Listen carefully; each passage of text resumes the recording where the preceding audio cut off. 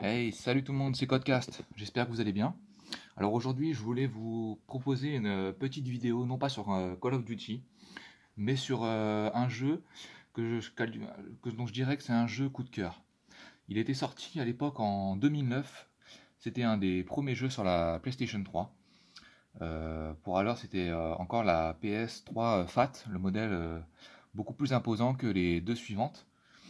Et bon voilà, aujourd'hui c'est juste une petite vidéo détente si je pourrais dire, où on va revoir un petit peu comment ça se passait à l'époque. Donc d'ailleurs comme vous pouvez le voir sur l'écran, il y a déjà ne serait-ce que là trois légendes du tennis qui déjà à l'époque étaient presque des légendes vivantes, en tout cas encore en activité. Et donc voilà, on va voir ça ensemble. Donc c'est un jeu qui a été développé par Sega, le mythique créateur de jeux et de consoles, qui avait notamment fait la Mega Drive, mais surtout la célèbre Dreamcast, qui en a fait rêver plus d'un, je pense, dont je faisais partie. Voilà, donc sans plus attendre, je vais lancer le jeu et on va voir un peu ce que ça donne.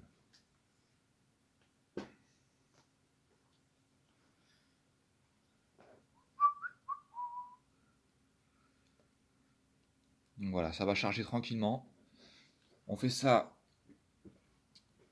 entre nous, voilà, avec des moyens un peu du bord, mais l'essentiel y est, c'est de mettre en avant ces magnifiques jeux. Donc, voilà, je vous le disais, donc Sega. Ça fait toujours rêver, je trouve, de revoir un petit peu tous ces chargements, ces menus. À l'époque, on n'y prêtait pas plus attention que ça, mais aujourd'hui, je sais pas vous, mais moi, ça me fait rêver.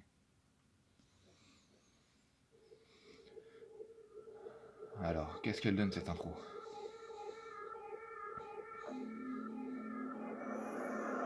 Roger.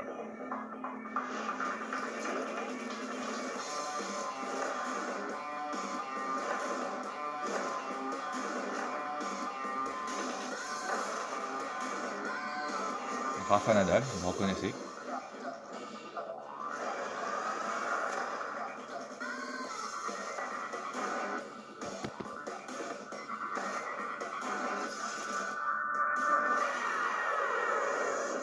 Sharapova, bien modélisé hein, pour l'époque. Roger.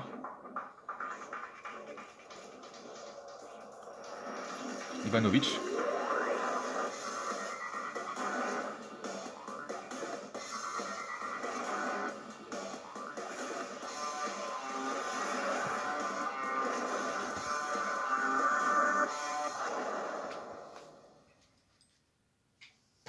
Virtua Tennis 2009.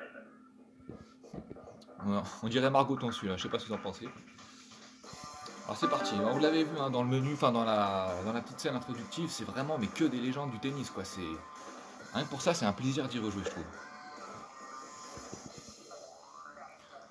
Alors Sega, faut savoir qu'ils avaient le chic vraiment de nous faire des jeux orientés vachement arcade, mais c'était vraiment que du fun, et c'était juste génial.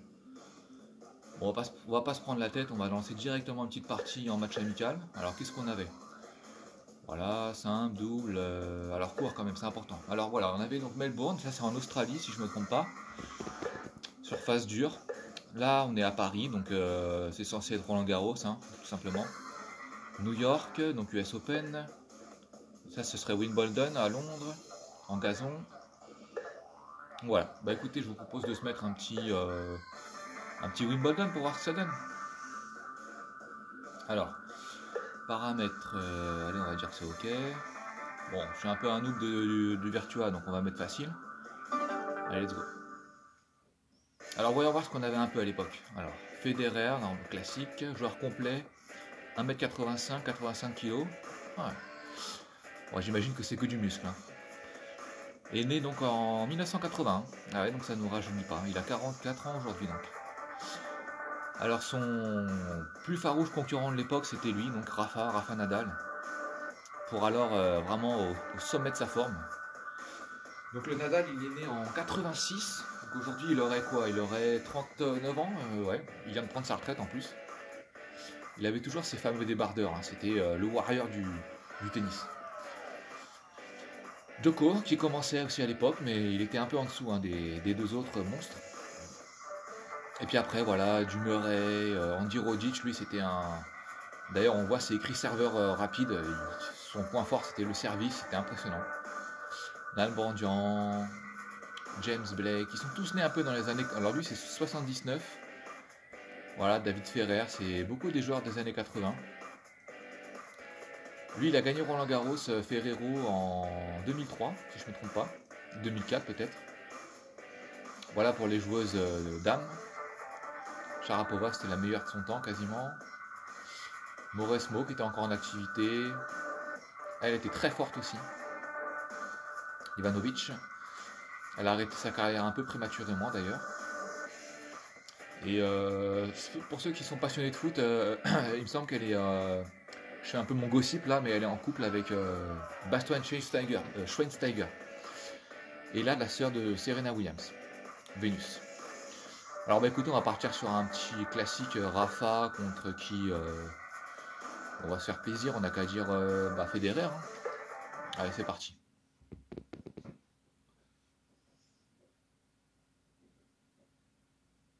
Espagne-Suisse donc. Donc là, normalement, sur Wimbledon, c'est avantage à Federer. Hein, mais quoique, en 2008, si je ne me trompe pas, il y a eu un match légendaire entre les deux d'ailleurs. Alors, qu'est-ce que ça donne? C'est parti. Ouais. 15-0. Oula, le Roger, il est pas... Bon, après, j'ai mis en mode facile, je crois, mais bon.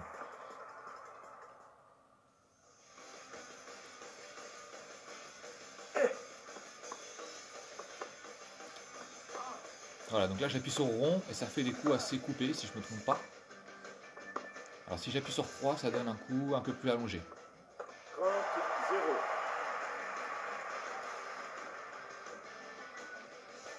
Donc vous voyez là, hop, je gère la puissance de mon service. Ah, les coups sont bien représentés pour l'époque, franchement c'est... Je m'attendais à quelque chose de moins réaliste dans les mouvements en fait. Mais alors je vais essayer de monter un peu au filet pour voir.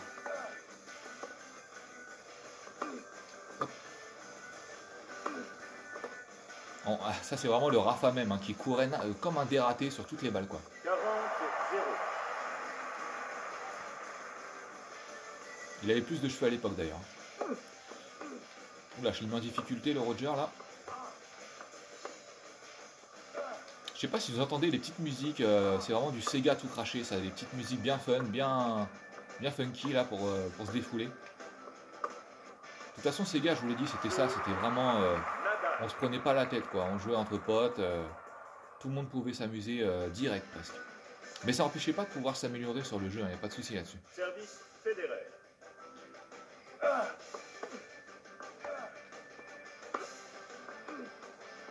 Ah, c'est assez rapide comme jeu hein, finalement, c'est pas... Quand on compare avec des top spins qui sont sortis un peu après ou encore aujourd'hui, je sais pas vous mais moi je trouve qu'on a plus de fun sur des petits jeux comme ça tranquille. Bon. Allez, une petite volée pour se faire plaisir. De toute façon le Rafa il est indébordable, hein. Ça c'est clair que le Roger faut qu'il s'accroche là. Allez hop. Bon on en finit, c'est parti. 0-30. Un petit ralenti.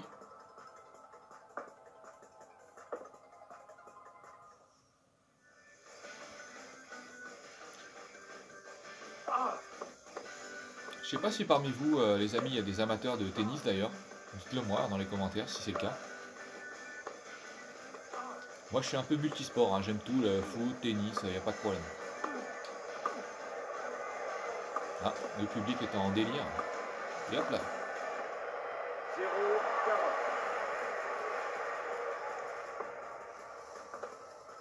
Quelle puissance ce Nadal.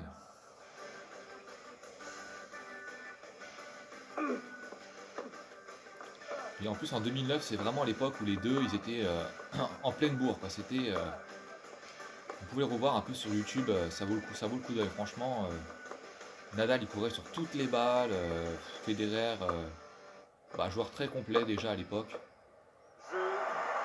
Ils étaient vraiment au sommet de leur art, il n'y a pas de problème. Puis j'aimais bien le Rafa là avec ses débardeurs, ça lui donnait vraiment un style. Service Nadal. Il se distinguait quoi. Ah. Donc en fait, vous voyez, je gère la puissance. Il faut que j'appuie au bon moment. Voilà.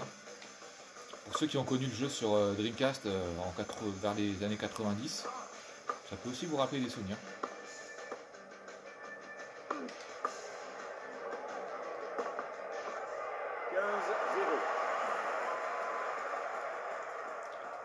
Sega, enfin Dreamcast, paix à son âme, hein, parce que c'est une console qui était vraiment géniale.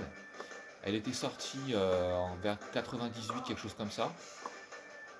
Et elle était vachement en avance sur son temps, parce qu'elle avait des graphismes dignes d'une PS2. Une PS2 qui était sortie 2-3 ans après.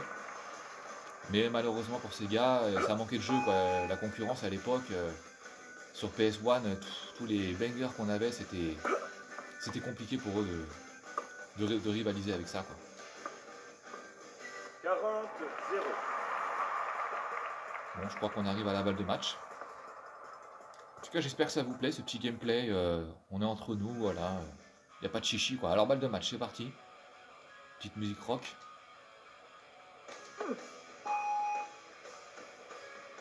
Deuxième balle. Allez, je vais mettre un peu du Rafa, mettre de la patate, là. Allez hop là, salut Roger. Jeu 7 match. Nadal.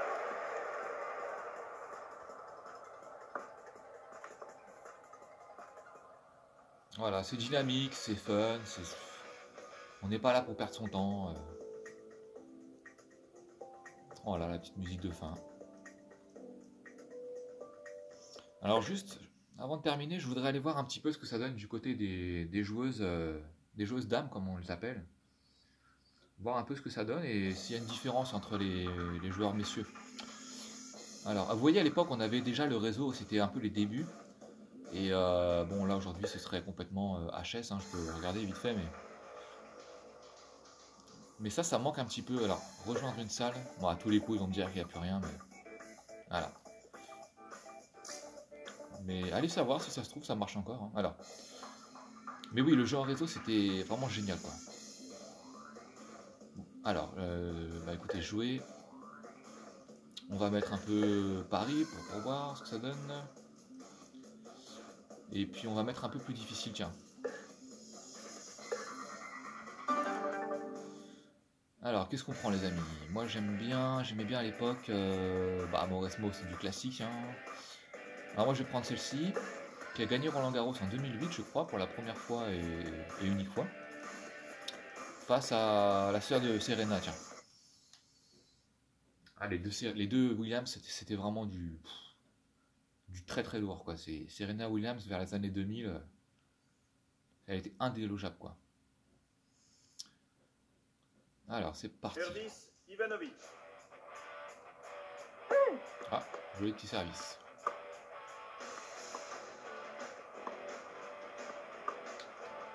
En fait là je suis obligé de monter à la volée, pourquoi? Parce que ma manette elle est tellement un peu usée, tellement j'ai rincé cette bonne vieille PS3, que en fait vous voyez mon joystick qui part tout seul comme ça vers l'avant. Bon bah il faut que je fasse avec, hein, c'est pas grave. Allez hop.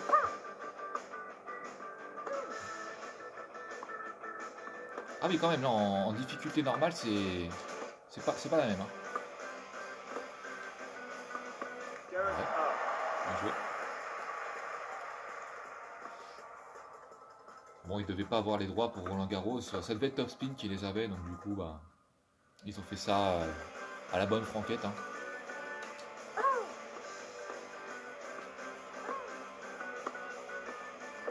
Ah, elle a de la puissance. En fait, les joueuses dames, on pense comme ça, mais en fait, ils sont assez puissants, hein, quand même.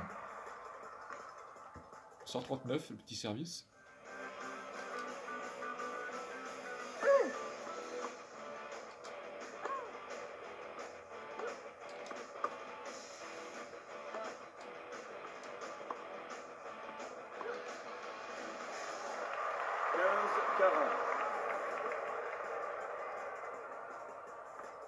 Je vous laisse déguster tout ça.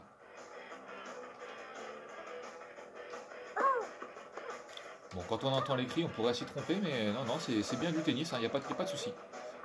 C'est pas déconseillé au moins de 19 ans, pas de problème.